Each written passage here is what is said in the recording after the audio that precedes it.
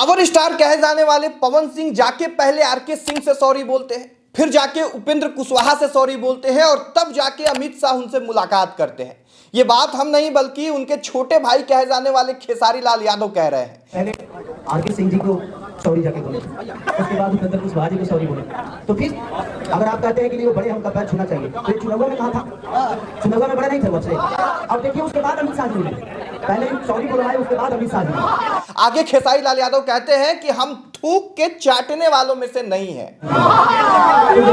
मैं थूक के चाटने वाला उनमें से नहीं है। अब इस लाइन का प्रयोग उन्होंने पवन सिंह के चर्चा में की है, तो कहीं ना कहीं यह सवाल उठ रहा है कि क्या पवन सिंह ने थूक के चाट लिया राजनीति में आने के लिए। अब देखिए, पवन सिंह जब से बीजेपी में उनकी वापसी हुई है तब से उनका एक तस्वीर उपेंद्र कुशवाहा के साथ में खूब वायरल हो रहा है और सवाल उठ रहे हैं, पवन सिंह को ट्रोल किया जा रहा है और उनके साथ में काम करने वाले, उनको खूब रिस्पेक्ट देने वाले खेसारी लाल यादव हो या रितेश पांडे हो, कलाकार जो है पवन सिंह से नाराज दिख रहे हैं। अब देखिए, इस वीडियो में हम समझेंगे कि पवन सिंह की ऐसी क्या मजबूरी थी कि फिर से उनको बीजेपी में जाना पड़ा और जाने का मुख्य वजह क्या है। क्या पवन सिंह विधानसभा का चुनाव लड़ेंगे तो किस विधानसभा क्षेत्र से चुनाव लड़ेंगे। ऐसी क्या मजबूरी आ गई थी कि जो लोग उनके चुनाव प्रचार करने गए थे उनके लिए, उन लोगों से भी पवन सिंह ने नहीं पूछा, जाके डायरेक्टली बीजेपी में पुनः वापसी उन्होंने कर लिया। देखिए, समझेंगे एक एक करके। पहले अपना परिचय। नमस्कार, मेरा नाम राकेश है और आप प्रयास न्यूज पे ये वीडियो देख रहे हैं। देखिए, पवन सिंह काराकट लोकसभा क्षेत्र से चुनाव लड़ रहे थे निर्दलीय। अच्छा वोट लेके आते हैं, लगभग 2.5 लाख से ऊपर वोट उनको आता है और ऐसे में बीजेपी को यह बात समझ में आ गई थी कि पवन सिंह से उनको बहुत ज्यादा नुकसान हुआ है और यही गलती बीजेपी दोहराना नहीं चाह रही थी। पवन सिंह भी ललायित थे कि कैसे जाके फिर से बीजेपी में शामिल हो जाए। अब ये बात हम इसलिए कह रहे हैं क्योंकि लोकसभा चुनाव के बाद लगातार पवन सिंह का एक सॉफ्ट कॉर्नर बीजेपी की तरफ दिख रहा था, चाहे वो मोदी की तारीफ करते हुए या फिर उनका कुछ ऐसा सॉन्ग वगैरह भी आया था। ऑपरेशन सिंदूर को लेके भी पवन सिंह ने कुछ ऐसा कहा था, ऐसा गाया था, जिससे यह समझ में आ रहा था कि पवन सिंह बीजेपी में वापसी कर सकते हैं या कम से कम बीजेपी से तो नाराज नहीं ही हैं। अब जब विधानसभा का चुनाव बिहार में आया, ऐसे में बीजेपी चाह रही थी गलती लोकसभा के चुनाव में हुआ था उसको दोहराया नहीं जाए, पवन सिंह को पार्टी में वापस लेके और जो पवन सिंह का एक बेस वोट है या राजपूत वोट भी कह लीजिए, उसको कहीं ना कहीं डैमेज कंट्रोल किया जाए और जो कुशवाहा का, कुर्मी का, कोयरी का जो वोट जो है गया था दूसरे तरफ, उसको फिर से एनडीए की ओर वापस लेके आया जाए। ऐसे में जरूरी था कि पवन सिंह से की वजह से जिन लोगों ने चुनाव हारा था लोकसभा का, जैसे आरके सिंह हो जाए आरा के, जैसे काराकट लोकसभा क्षेत्र से एनडीए के उम्मीदवार उपेंद्र कुशवाहा थे, तो पहले इनको भरोसा में लिया जाए। ऐसा ना हो कि पवन सिंह को बीजेपी में वापसी उनकी कराई जाए और इस बात से नाराज होकर उपेंद्र कुशवाहा और आरके सिंह बीजेपी को छोड़ दे, एनडीए का दामन छोड़ दे। तो इसलिए पहले भारतीय जनता पार्टी ने शायद पवन सिंह को आरके सिंह के पास भेजा।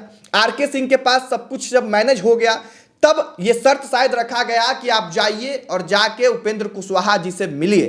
पवन सिंह जाके उपेंद्र कुशवाहा जी से मिलते हैं, ये तस्वीर सामने निकल के आती है और इसी तस्वीर के बाद बवाल शुरू हुआ है। इस पे आगे चर्चा करेंगे। इस तस्वीर के बाद यानी इस मिलन के बाद जाके अमित शाह मिलते हैं, जेपी नड्डा से मिलते हैं पवन सिंह और बीजेपी में उनकी वापसी हो जाती है। कहते हैं कि हम तो बीजेपी से अलग हुए ही नहीं थे, तो भैया लोकसभा का चुनाव काहे लड़े थे निर्दलीय। और आज जब इतना सम्मान दे रहे हैं उपेंद्र कुशवाहा जी को आप, तो चुनाव के वक्त सम्मान क्यों नहीं दे रहे थे। ये बात भी खेसारी लाल यादव ही कह रहे हैं, ये सवाल भी खेसारी लाल यादव ही उठा रहे हैं। रितेश पांडे जो है वो सवाल उठा रहे हैं कि जितने भी लोग निर्दलीय चुनाव लड़ रहे पवन सिंह के लिए प्रचार करने गए थे, उनके मान सम्मान का क्या। एक बार पवन सिंह को उन लोगों से मिलकर राय विचार कर लेना चाहिए था एटलीस्ट भाजपा में वापसी करने से पहले। खैर, अब आ जाते हैं इस तस्वीर के ऊपर कि ऐसी क्या मजबूरी आ गई कि पवन सिंह, जिन्हें पावर स्टार कहा जाता है, वो उपेंद्र कुशवाहा जी के सामने ऐसे झुके हुए हैं, लग रहा है कि नतमस्तक है।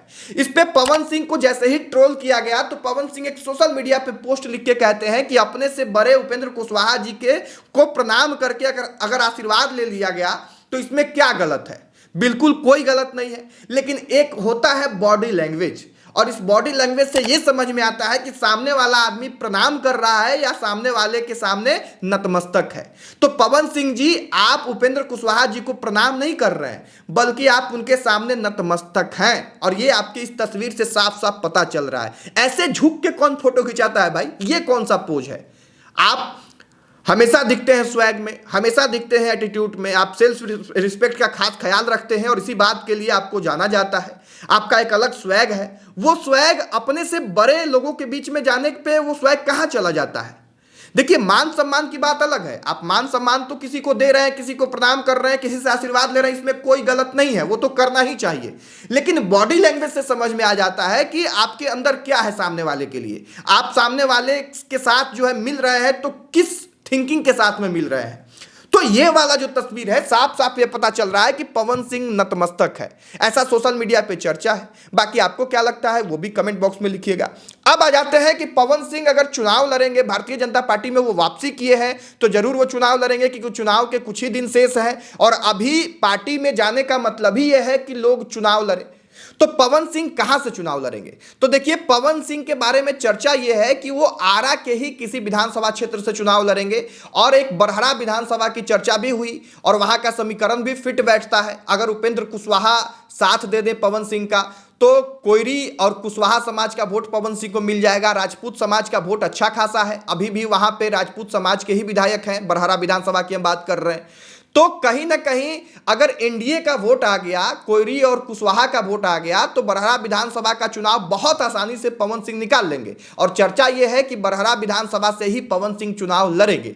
अब आगे क्या कुछ होगा, राजनीति में कुछ भी संभव है, देखना होगा। अब चूंकि एक कल बम ये भी फूटा है कि पवन सिंह की पत्नी फिर से सोशल मीडिया पे ये ऐलान करके लखनऊ पवन सिंह से मिलने जा रही है। वो कह रही है कि लखनऊ हम पवन सिंह जी आपसे मिलने आ रहे हैं, हम वहां 2 दिन तक इंतजार करेंगे, मिलके कुछ अहम फैसला लेना है। एक तरफ चर्चा ये भी था कि पवन सिंह की पत्नी भी चुनाव लड़ेगी। अब देखना यह होगा कि पवन सिंह कहां से चुनाव लड़ते हैं, उनकी पत्नी कहां से चुनाव लड़ती है, और जब पवन सिंह भारतीय जनता पार्टी में शामिल हो गए हैं तो क्या पत्नी भी भारतीय जनता पार्टी के ही किसी सीट से चुनाव लड़ेगी, किसी विधानसभा क्षेत्र से चुनाव लड़ेगी, या फिर पवन सिंह की पत्नी किसी अन्य पार्टी से टिकट लेके विधायक बनने का प्रयास करेगी।